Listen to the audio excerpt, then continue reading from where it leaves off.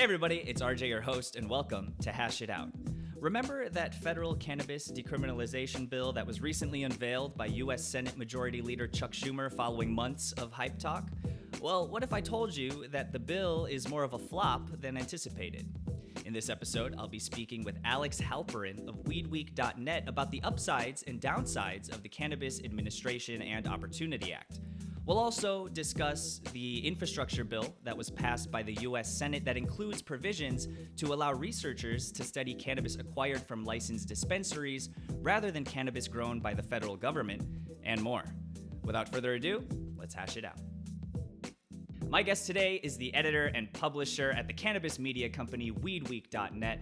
Welcome to the show, Alex Halperin. Hello, sir. Hey, thanks so much for having me.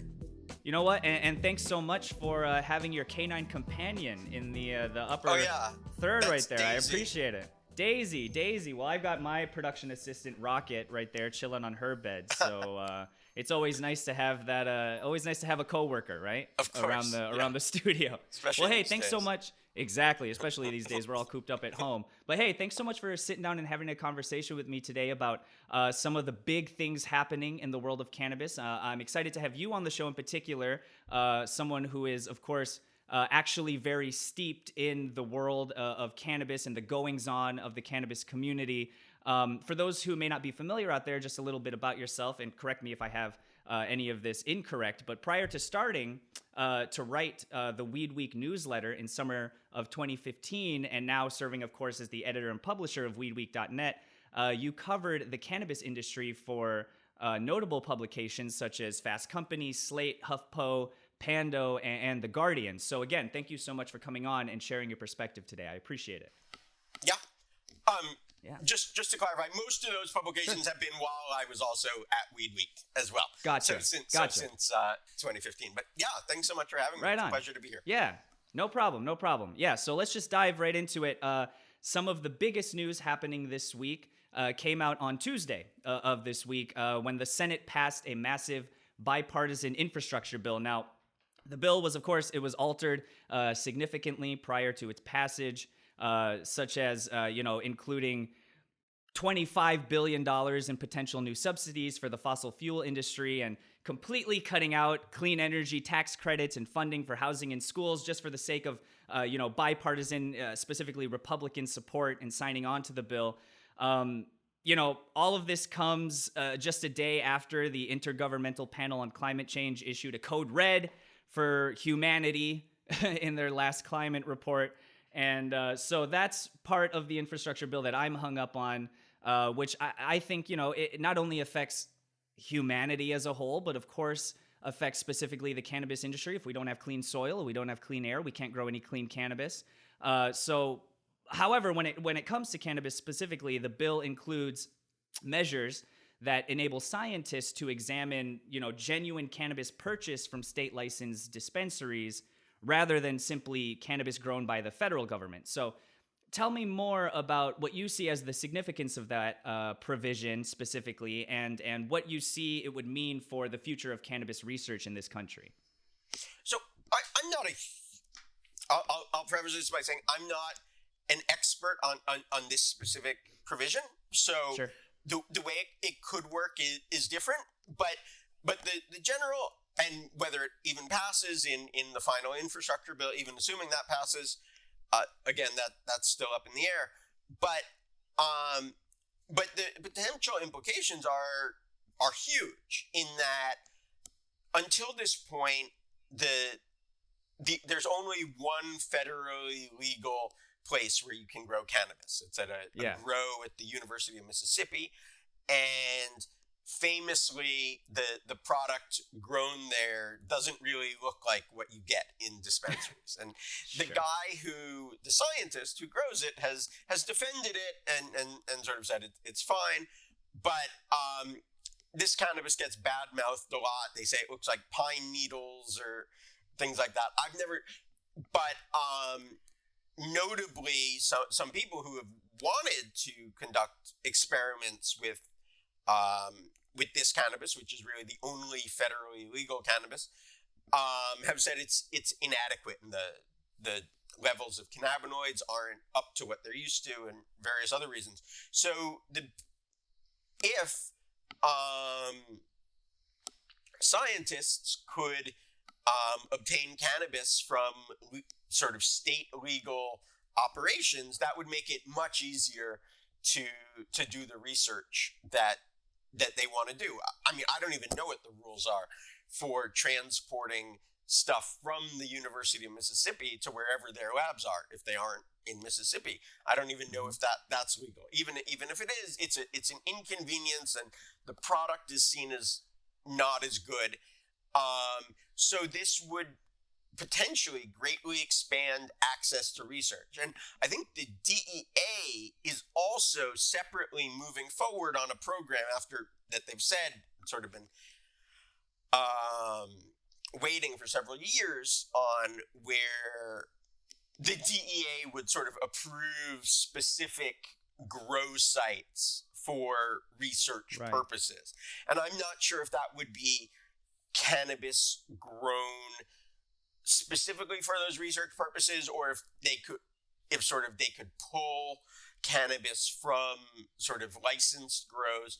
But the point is, it would be a lot easier to study various medical aspects of cannabis and what it does and does not do. So it's really hard to come up with a downside to it. I mean, because if we learn what things that cannabis doesn't do, well, that will also be beneficial in terms of guiding future medical uses of the plant as well. I guess the downside, people would say, like, it's normalizing cannabis, but that's already happening. Right. Yeah, I see that. But yeah, it is certainly already very much here, and this to me sort of seems like a catch-up sort of measure. The majority of states at least have medical cannabis in this country, and to just now be like, oh, well, now we can let researchers study the actual cannabis that comes from the actual shops that the actual people are actually buying. Like you said, it's hard for me to see a downside to it, and it seems like, for me, my biggest takeaway from it is just, finally, it seems like something that is sort of a catch-up measure to me. Sure. I mean, the most famous example is Dr. Sue Sisley, who's a psychiatrist in Arizona, who's been through a long saga with trying to test cannabis as a treatment for PTSD with veterans. And she was she found the Mississippi product inadequate. I think at one point that was sort of a compromise, and she said it wouldn't work for her studies.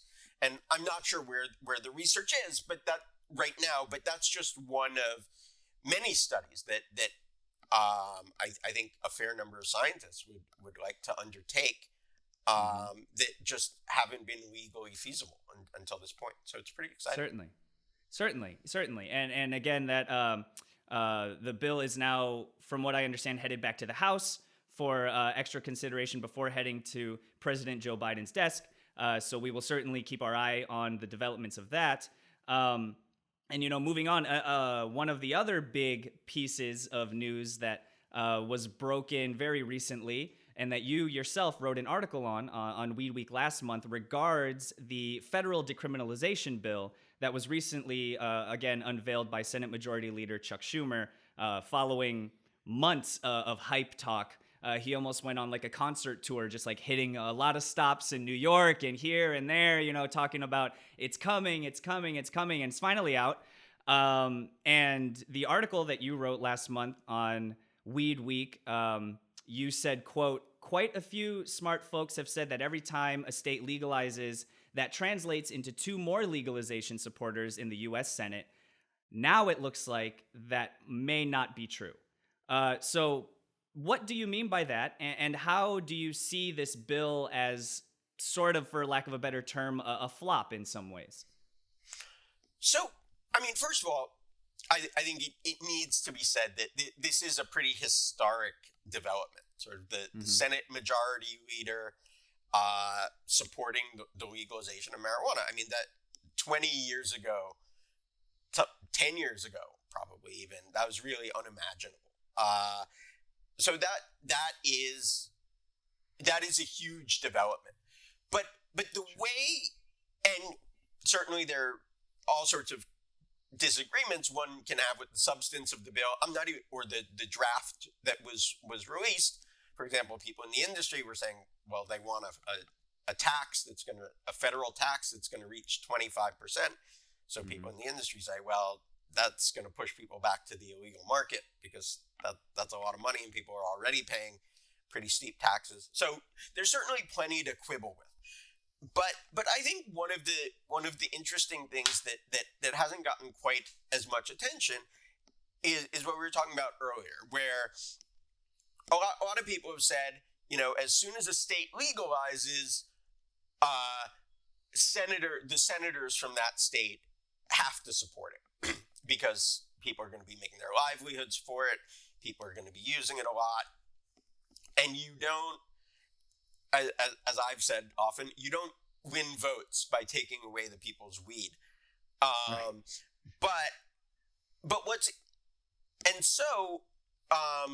When Democrats took control of the Senate after the Georgia special elections in January, Democrats won both races, leading to a tied Senate. So Democrats are effectively in control with Vice President Kamala Harris casting the deciding vote. So the industry sort of rejoiced at the time because Democrats are generally more supportive of legalization than Republicans. But I think one of the things that we've learned as well is that the assumption that every legal state is going to have support from both of its senators just isn't true. So, and sort of a case study for that is Oklahoma, where they have a medical industry that is thriving and is really pretty loose. It's not like one of these medical industries where you need to be terminally ill. This is like it sounds like there are a lot of dispensaries around and it's not that easy to get a med card, and it's that kind of medical industry. Sure. Very narrow, very narrow. Right. Yeah. But the senators from Oklahoma, two conservative Republicans, they're not on board with full legalization as far as I'm aware. And I think a lot of politicians, and it's sort of slightly different for Republicans and Democrats, you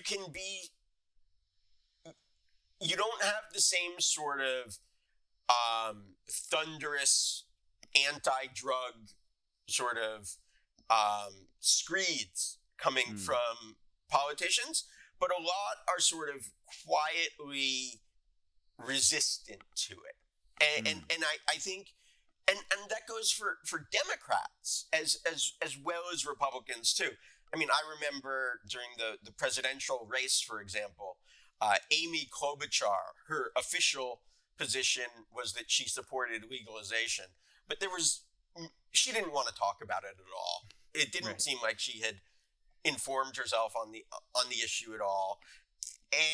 And I think there are quite a few Democrats who are still, they don't think people should be locked up for marijuana. They don't think people should be arrested for marijuana, but they don't see it as necessarily a positive development, and they're not eager to welcome it into society, certainly in the way the industry likes. And I think, and I even tested this theory when I wrote to 4 members of the Congressional Cannabis Caucus. I was going to ask you about offices. These are 2 Democrats and 2 Republicans. And I said,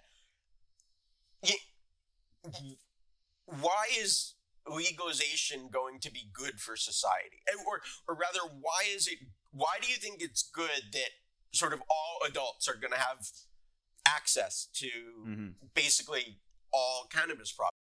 Besides, of course, the economical benefits and fixing the failures of the war on drugs, beyond that, And none of them answered. And these are supposed to be only one responded, and he sort of dodged the question. This was David. Who was this? Let me just check. Hold on. We got Dave Joyce. Dave Joyce, Republican from Ohio. Yeah, and he said, "I firmly believe that each state should have the right to determine for itself whether or not to legalize cannabis, and if so, to which extent." So he's saying it's a states' rights issue. He's not saying he's even a member of the Cannabis Caucus, and he's not saying cannabis is good. So I think, so the sorts of pressures that people in the industry were describing of more states legalize and then politicians come along, I think that's true, but it's not quite as much of a gimme as perhaps the industry anticipated, and that process is going to take longer. So maybe the industry, I think the industry has gone along, and advocates have gone a long way by saying the war on drugs is wrong and unjust, and we're missing out on all these potentially valuable medical treatments. But they haven't, and certainly a lot of Democrats are on board with that, and a fair number of Republicans as well. But maybe the next step is sort of convincing people that legal marijuana is a good thing. And that's something the industry hasn't really tried, I think. And maybe because they haven't had to. So, I mean, in my experience, you know, you often hear cannabis is safer than alcohol. And in many ways, it is safer than alcohol. You can't fatally overdose on cannabis. You're less likely to have get into a fight or a bad car crash. I think the evidence largely holds that up, that cannabis doesn't cause sort of life-ruining events in the way that alcohol does.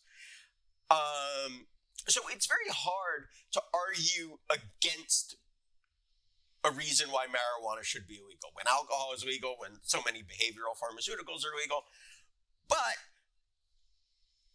maybe now the industry, if they want sort of the political movement to happen fast, maybe now they should argue that cannabis is a net gain for society. And I don't think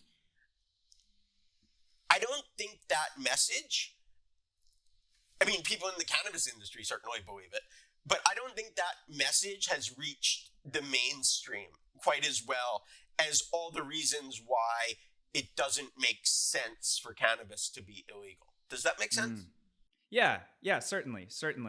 And well, with that being said, how do you change a narrative? Like, how do you, because, you know, societal perception of something as historically polarizing as cannabis unfortunately has been, that's a big ship to turn.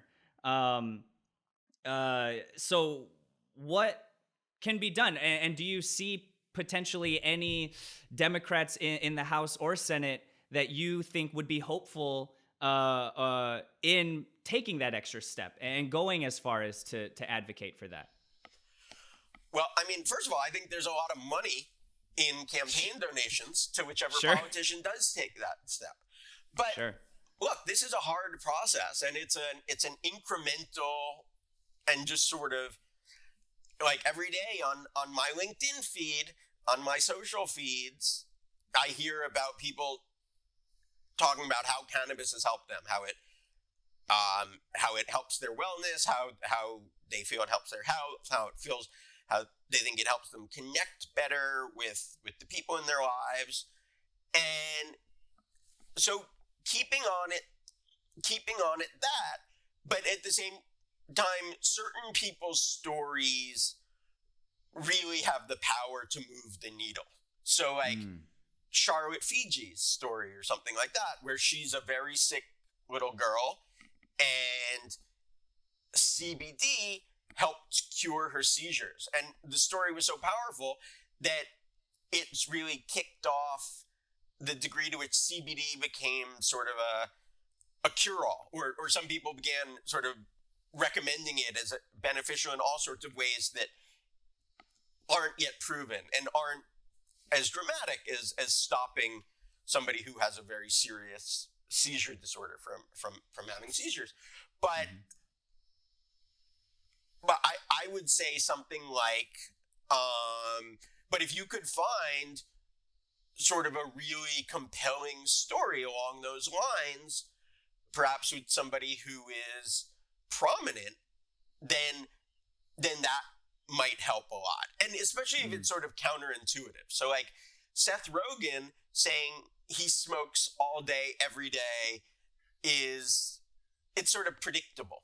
So even though obviously Seth Rogen is very successful and everybody likes him and all that stuff, he's been so open about his cannabis use that it's sort of baked into the equation, you might say. Whereas you look at former Speaker of the House, John Boehner. So John Boehner joined the board of a cannabis company, Acreage. I believe he's still on it. I'm not 100% sure. And he got a very attractive stock package, and he now talks about the benefits of medical marijuana, but in a way that he got so much money, and the way he talks about it, to my mind, is so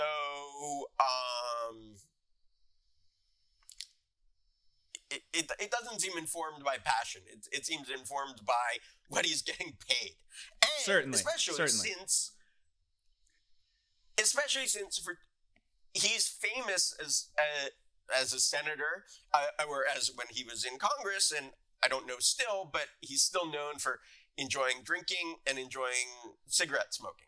In fact, he joined the board of RJ Tobacco, and yet he still won't try cannabis. And he hasn't really given a reason for it. But if he were to come forward and say, oh yeah, this has really helped me with,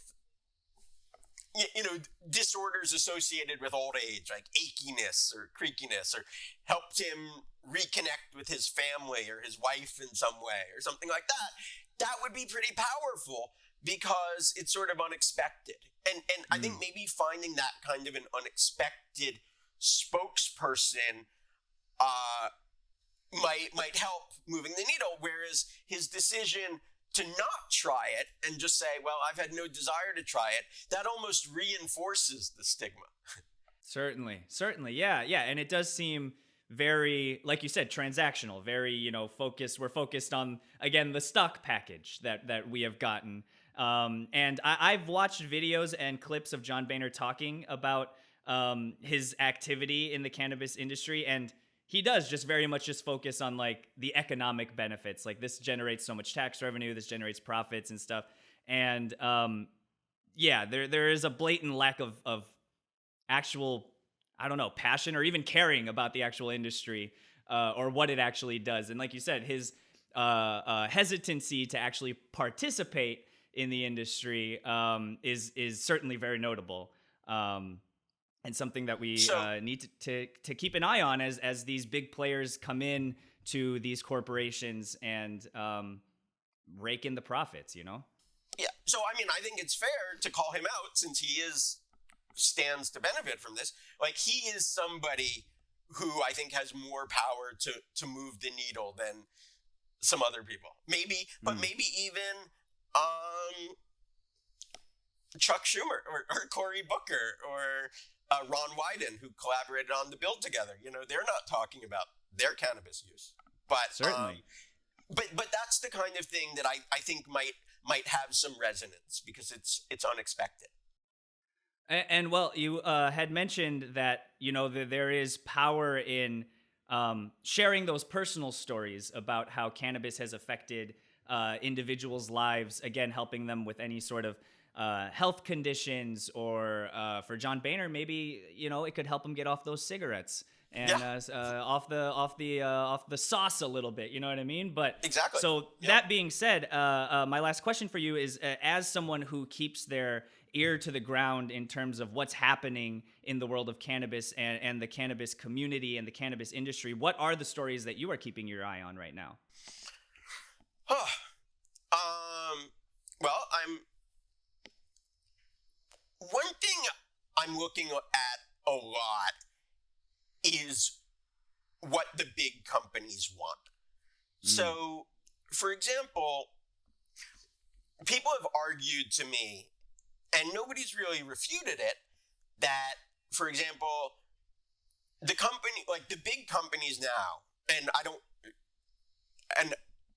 I'm not going to speak for anyone in particular, but there's a group of big companies, say leading MSOs. In that group, I would count TrueLeaf, Columbia Care, Curaleaf, Cresco, Green Thumb Industries.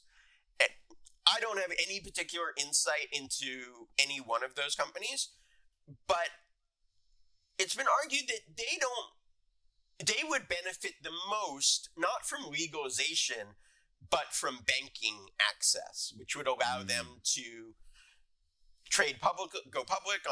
potentially go public on U.S. stock exchanges, on sort of avoid whatever expensive workarounds they're using so that they can have something like a normal financial operations and stuff like that.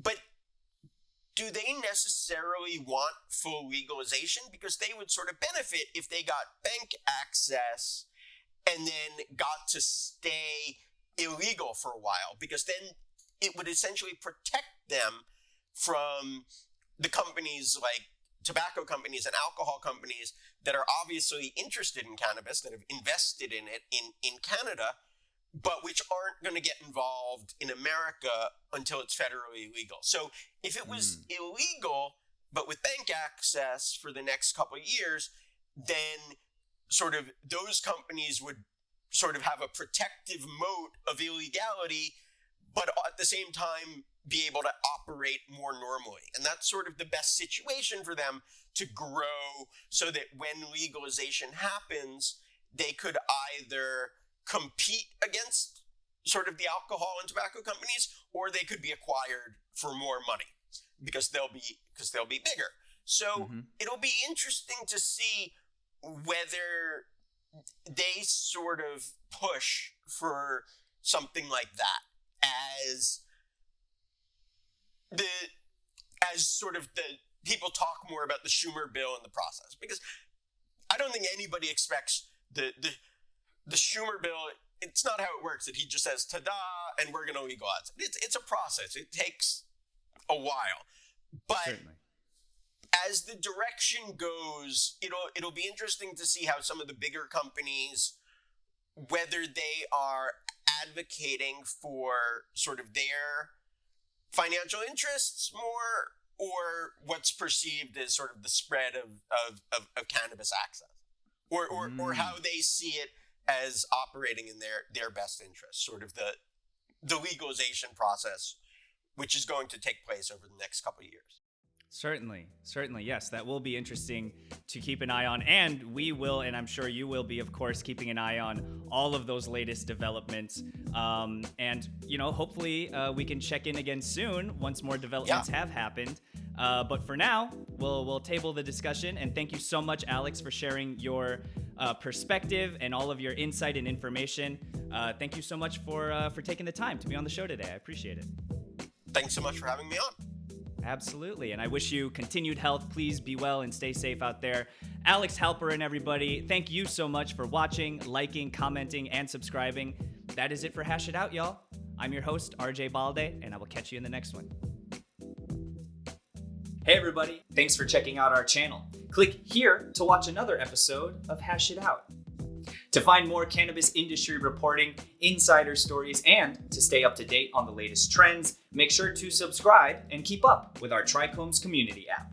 Download it now for free, and we'll see you there.